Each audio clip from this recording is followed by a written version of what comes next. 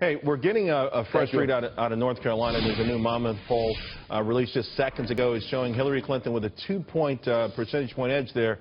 This is Donald Trump is blitzing swing states, making a big pitch, particularly to black and Hispanic voters.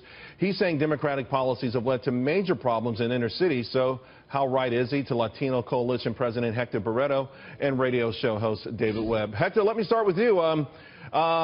We saw a quote-unquote softening, or we're going to get a major shift in Donald Trump's deportation policies. He's made the last week and a half all about going after those non-traditional GOP voters. How well has he done?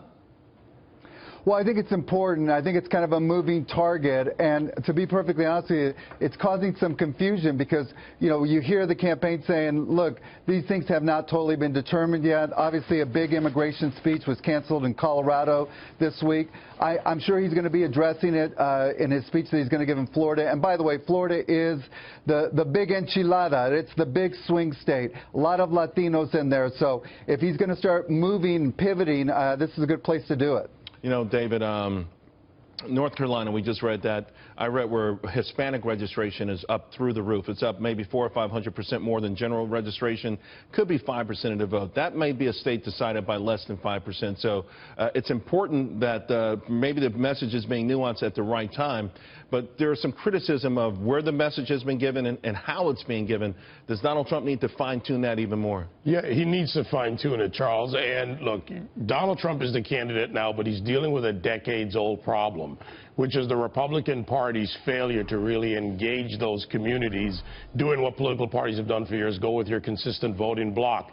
He's not going to overcome it, but that 3 to 5% change, if he goes at them with the economic message, if he talks to them about what matters to improve in their place in life, not buying the false numbers on unemployment when they live their reality, the fact that they're not able to get ahead, if he can go at education, which is key in those communities, and the ability to advance themselves by learning and growing, then I think he's got a shot at peeling off some of that percentage. And by the way, the perception shift from going and engaging, not giving a speech from the suburbs, but going to those communities directly, that can be significant. It could be, and I tried to tell that to Trump folks, you know, and I do know that where you give the message is important in the audience. Hector, having said that, some are wondering how much time. The clock is ticking. Earlier, someone equated this to preseason. If it is preseason, this is the last preseason game. I think we're in the playoffs, man. You know, 80 days left, not a lot of time. Every day is precious. You know, it's been a little bit surprising that Donald Trump has spent so much time in traditionally red states. Obviously, he's fundraising, but from here on out, he's got to focus like a laser beam probably on 6 or 7 states. Florida is one of those states.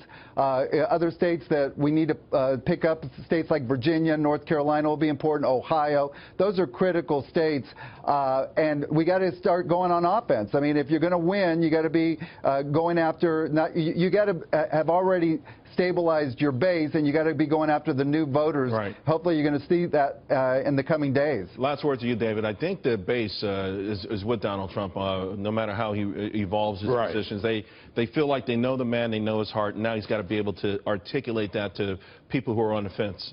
Yeah, he does, and he needs to expand. The air campaign is needed. He's got that base in place, and whatever changes there won't be significant enough.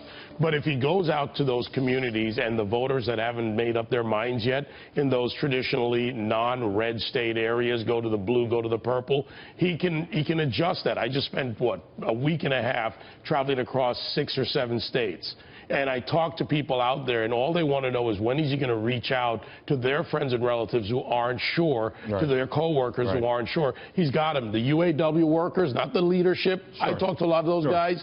They're potential Trump voters, for example, and those minority communities. It's about economy. It's about the day, you know, remember this phrase, when there's too much month at the end of money?